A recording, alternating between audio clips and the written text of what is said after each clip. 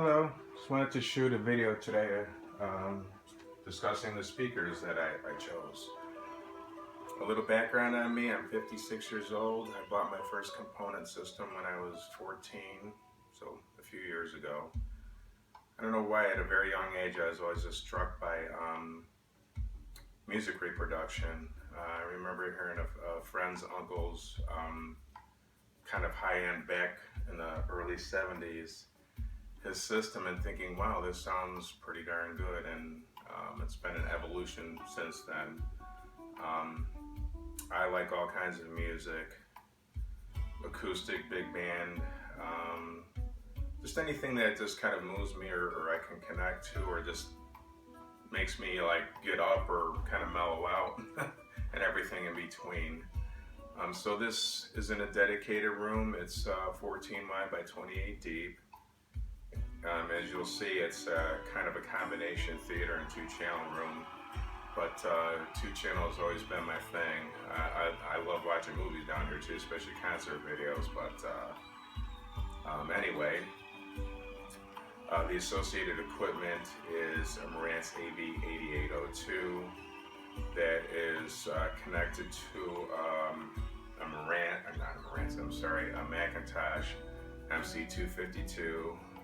Got MIT shotgun cables hooked up to that, which in turn drive my aerial Acoustics 7Ts.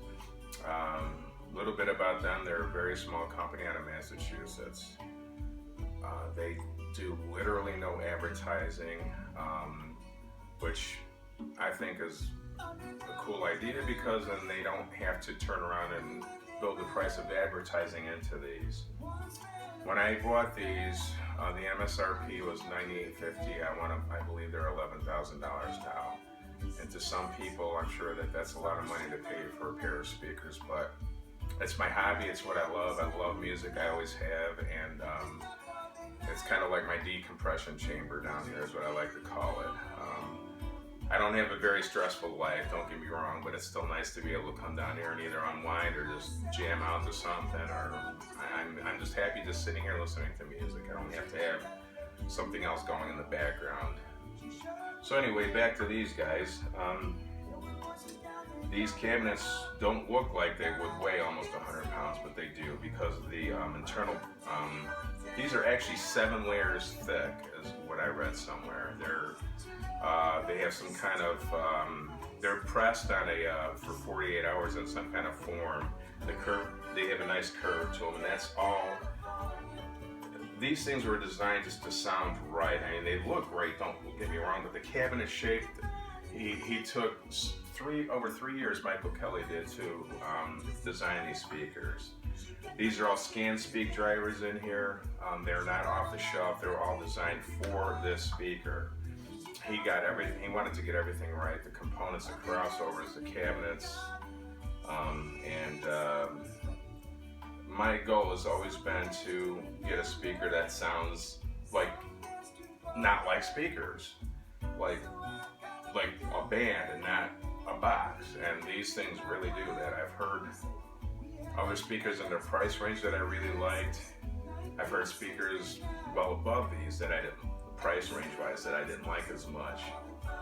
So to me, he dollar for dollar, even though again they're 11 grand now, I don't think you can beat them. I mean, I've heard a lot of speakers. There's some others that I'd like to have heard somewhere around these, but as you all know, sometimes it's quite a quest to go out and hear speakers from smaller companies that aren't in a Best Buy or whatever.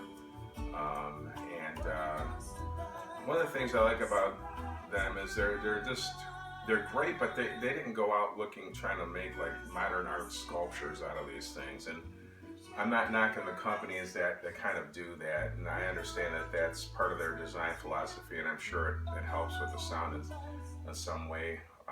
But yeah, these are just rock solid speakers, I'm telling you. Let me grab this off the tripod now, give you a little bit closer of a look. One of the reasons I'm doing this video is, I mean, obviously I'm passionate about this stuff, but again, he does no advertising, and I'm just trying to do my little part to get the word out about these things. So the front baffle is almost like the metallic. As you can see, it's kind of cool looking, I think. Looks like metal flake, like a 1970 Chevy or something like that.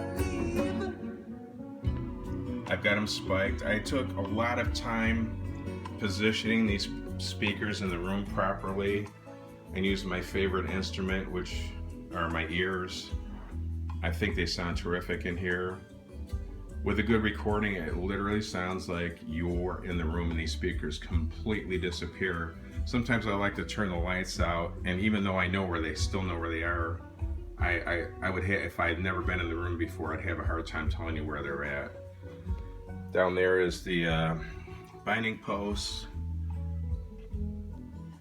the MIT speaker cable, obviously.